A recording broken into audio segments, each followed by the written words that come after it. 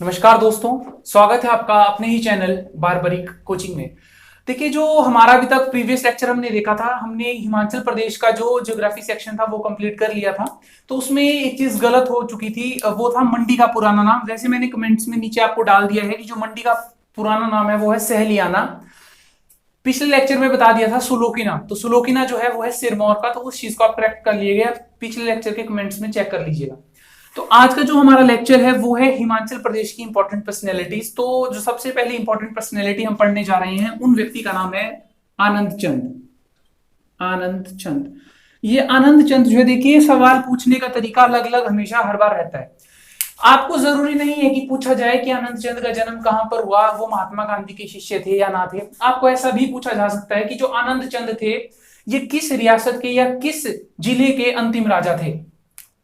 तो वो थे आपके बिलासपुर डिस्ट्रिक्ट के। और बिलासपुर डिस्ट्रिक्ट से अगर आपको याद रहा होगा तो मैंने आपको पहले ही बताया था कि ये बिलासपुर के पहले मुख्य आयुक्त भी रहे। क्यों मुख्य आयुक्त रहे? क्योंकि उस समय भाखड़ा बांध का निर्माण हो रहा था, और अगर इनको मुख्य आयुक्त नहीं बनाया जाता, अगर बिलासपुर को अलग राज्य का दर्जा नहीं दिया जाता, तो ये कभी भी उस भाखड़ा बांध का निर्माण होने नहीं देते। क्योंकि कोई भी राजा नहीं चाहता है कि उसके हाथ से उसकी सत्ता छीन ली जाए।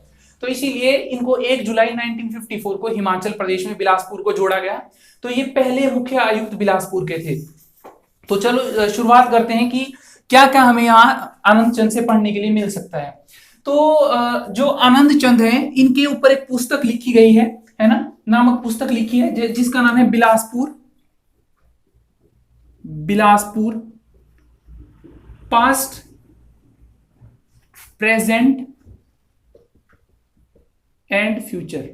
Bilaspur past, present and future, first point.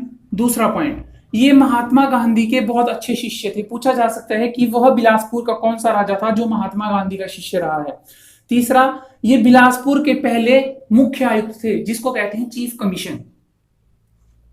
क्या थे ये पहले? मुख्य आयुक्त।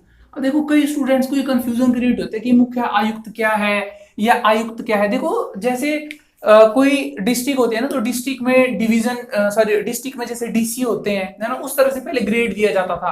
तो पहले हिमाचल प्रदेश जो था, हिमाचल प्रदेश एक मुख्य आयुक्त राज्य था। तो उस समय कमिश्नर नियुक्त किए जाते थे। तो 3 कमिश्नर थे, जैसे आपको पता था, एनसी मेहता, ईपी मून और भगवंत सहाय। तो उसी तरह से बिलासपुर एक उन्होंने अलग राज्य बना दिया था। तो उस बिलासपुर के जो पहले मुख्य आयुक्त थे उनका नाम था आनंद चंद। ज्यादा कंफ्यूजन क्रिएट मत करना, सवाल सिर्फ इतना आएगा कि बिलासपुर का पहला मुख्य आयुक्त कौन था। ऑप्शन आपको एनसी मेहता भी होगी, ईपी मून भी होगी, आनंद चंद भी होंगे। तो आनंद चंद ही इसका क्या होगा? आपका सही उत्तर होगा। आगे चलिए। और अगर आपको ऐसा पूछ लिया जाए कि वह बिलासपुर का कौन सा राजा था जिसकी भारत के बाहर मृत्यु हुई, तो वो भी राजा आनंद चंद ही थे। इनकी जो मृत्यु हुई है दोस्तों, वो हुई है लंदन में। इनकी जो मृत्यु हुई है वो कहां पर हुई है? लंदन में इनकी मृत्यु हुई है।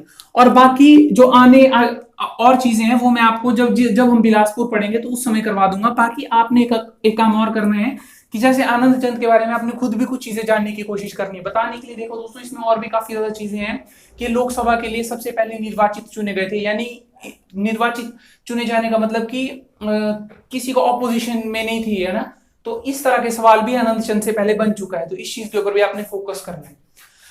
अगले जो इंपॉर्टेंट पर्सन है उनका नाम लिखिए। उनका नाम है दोस्तों श्री बख्शी प्रताप सिंह। श्री बख्शी प्रताप सिंह।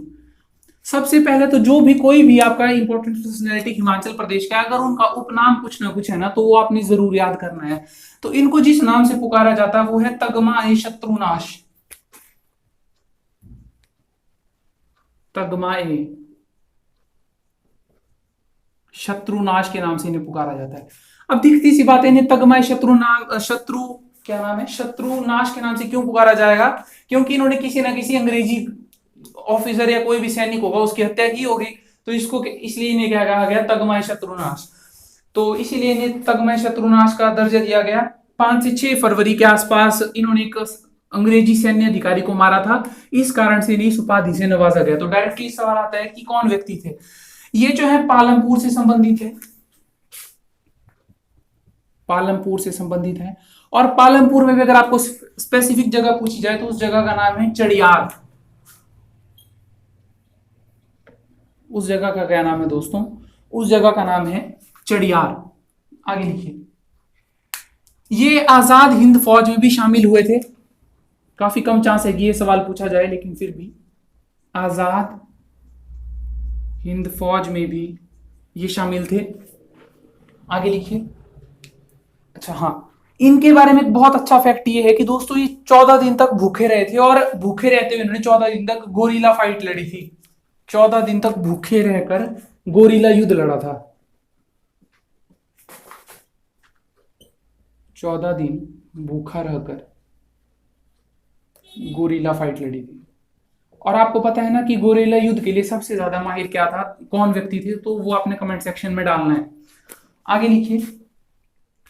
ये 1952 में एमएलए रहे हैं कांग्रेस के।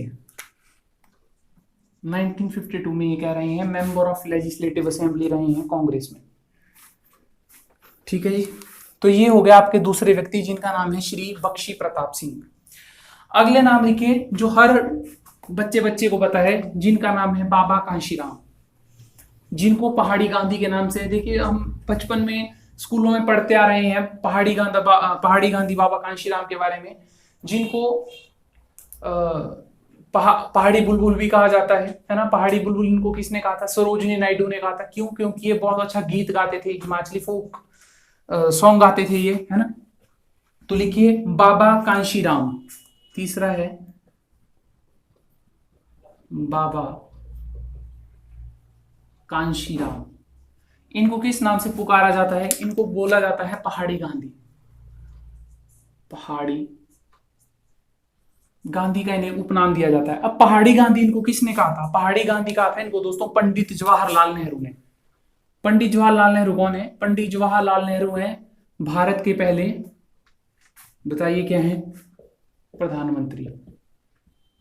पंडित जवाहरलाल नेहरू ने इन्हें पहाड़ी गांधी के नाम से पुकारा था। और जहां पर इनको पहाड़ी गांधी के नाम से पुकारा था, एक जनसभा हो रही थी, जो जगह है वो होशियारपुर में है, गडरियावाला। गडरियावाला। कई बार गडरियावाला आता है, कई बार खदड़ियावाला आता है, तो हिमाचल प्रदेश का जीके है तो ध्यान रखना है। ठीक है, गडरियावाला जो जगह है आपकी होशियारपुर में, होशियारपुर में, तो वहां पर इनको पंडित जवाहरलाल नेहरू जी के द्वारा किस नाम से पुकारा गया था? पहाड़ी गांधी के द्वारा पुकारा गया था। और ये एक बहुत प्रसिद्ध गायक भी रहे हैं पहाड़ी गांधी बाबा कांशीराम। तो सरोजिनी नायडू ने कहा था इन्हें पहाड़ा दा बुलबुल। पहाड़ा दा बुलबुल। पहाड़ा दा बुलबुल इन्हें किसे कहा था? सरोजिनी नायडू जी ने इन्हें कहा था। और दोस्तों इन्होंने आजादी तक ये प्रण लिया था कि ये आजादी तक काले कपड़े पहनेंगे। इन्होंने ये प्रण किससे लिया था? वो प्रण इन्होंने इसलिए लिया था जब भगत सिंह, राजगुरु और सुखदेव जी को फांसी की सजा सुनाई दी गई थी, तो तब उन्होंने ये प्रण लिया था। जब उनको फांसी की सजा सुनाई गई, लिखे भगत सिंह, सुखदेव, राजगुरु को फांसी दी जाएगी, तो जब उन्हें इस चीज का पता चलता है तो वो यह प्रण लेते हैं कि वो आजादी तक कैसे कपड़े धारण करेंगे? काले कपड़े पहनेंगे। तो बाबा कांशीराम। और अगर आपको पूछा जाएगा कि बाबा कांशीराम कहां से संबंधित हैं, तो ये देहरा गोपीपुर के डाडा सिब्बा के हैं। देहरा गोपीपुर के डाडा सिब्बा। ठीक है जी दोस्तों, तो ये आज के कुछ हमारे 3 इंपॉर्टेंट पर्सनैलिटीज मैंने आपको करवाई। मैं नहीं चाहता हूं कि आपके लिए वीडियोस लंबी बने और आपके लिए बोरिंग हो, क्योंकि ये जो है डायरेक्टली फैक्ट है, इसमें कोई स्टोरी नहीं है। तो मैं चाहता हूं कि 3-3 करके आप छोटे छोटे लेक्चर से इनको कंप्लीट कर लें। तो आज के लिए सिर्फ इतना ही। अगर ये वीडियो आपको अच्छी लगे तो वीडियो को शेयर जरूर कीजिएगा। इस वीडियो को देखने के लिए आपका तहे दिल से धन्यवाद।